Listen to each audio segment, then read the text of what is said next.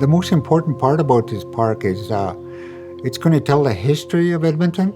You know, because we tend to lose a lot of history as time goes on, right? And people change, cultures. There's new cultures, and it changes it too, right? So, and this park will really tell the story. I wanted to make a piece that was about the language and the importance of language, but also really about Indigenous women, to represent and to honor Indigenous women. Our name is derived from the sound of the birds in our homeland. So it was the robin. So the sound of the robin was Tzawitzali. And so we were then called the Tzawadeno. And I was thinking about that when I was seeing all the magpies flying around here. And I thought, oh, those are very beautiful birds. And then I thought, I guess every place has its particular presence, and it will have its own particular sound. I have tried to capture a few different creatures that had lived in this area from the past 67 million years, over 100 million years, up until the present. The creatures that I have chosen are indicative of the life cycle and the cycle of trophic cascade that has occurred that is unique to their period in history. So, for example, with the dinosaur era, there's a hadrosaur and the Albertosaurus, or also known as Gorgosaurus, predator and prey.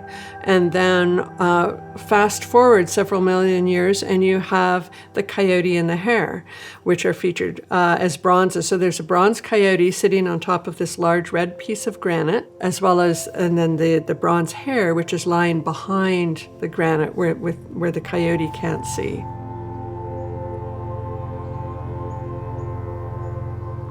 I really wanted to pay honor to the process that was created by the Edmonton Arts Council with curator Candace Hopkins about this idea of gathering around this place. And there were lots of stories that talk about the people that came through this area and continue to come through this area, and I wanted to really make a mark of that specifically.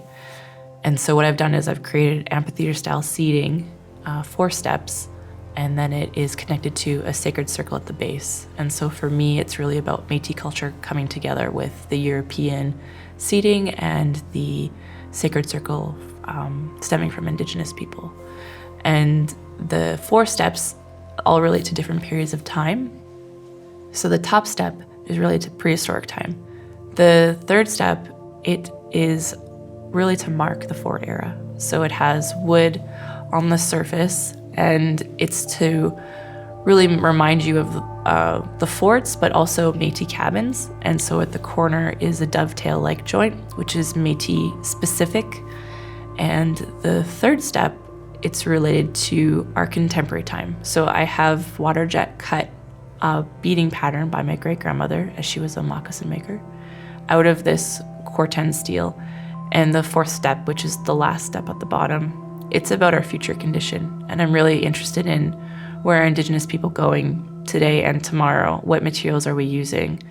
And so it is a polished mirror steel. So it's reflecting yourself and also reflecting your environment, which is the park itself.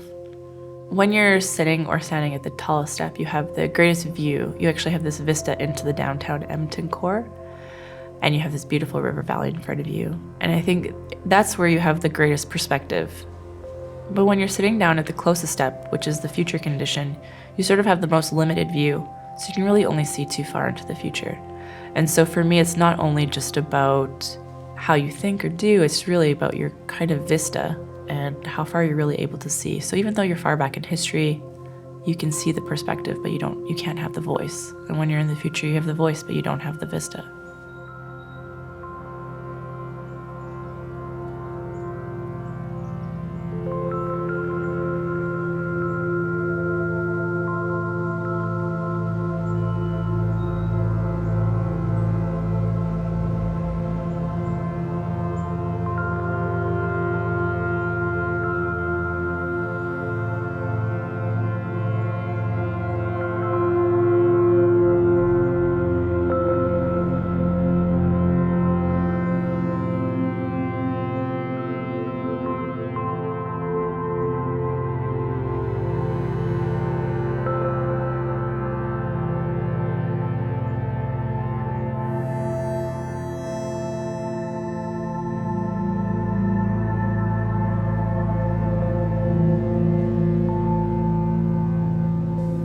So the piece that I've made is called Iskotu, and Iskotu in the Cree language means fire.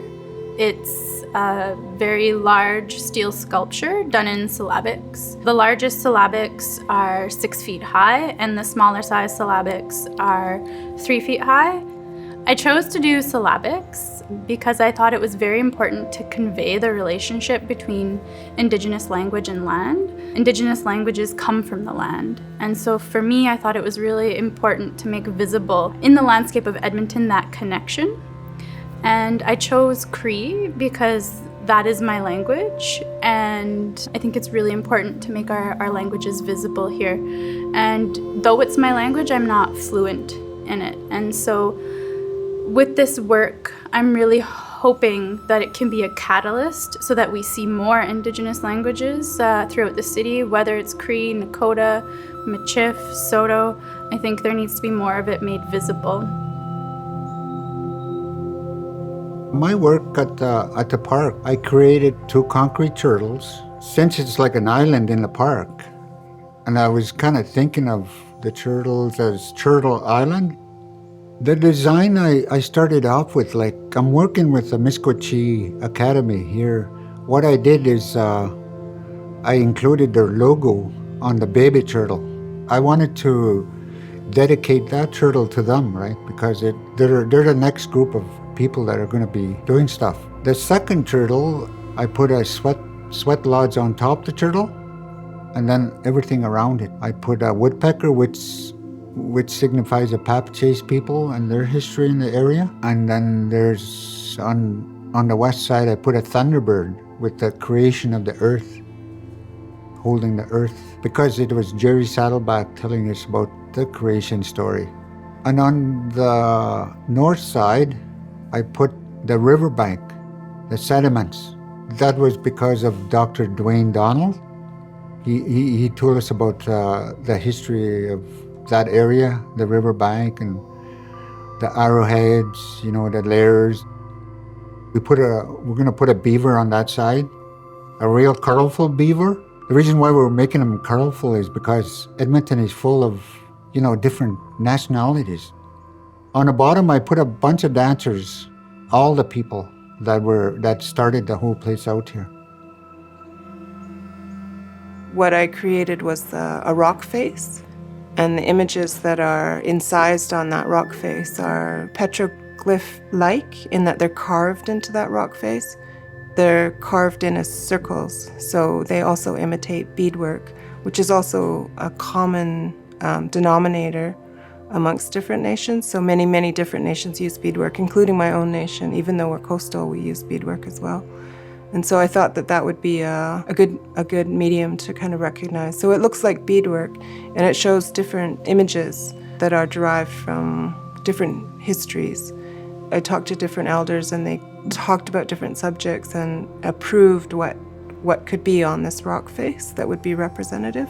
So that's what the work is about. And the work faces the river and looks across to where the city of Edmonton is the downtown core.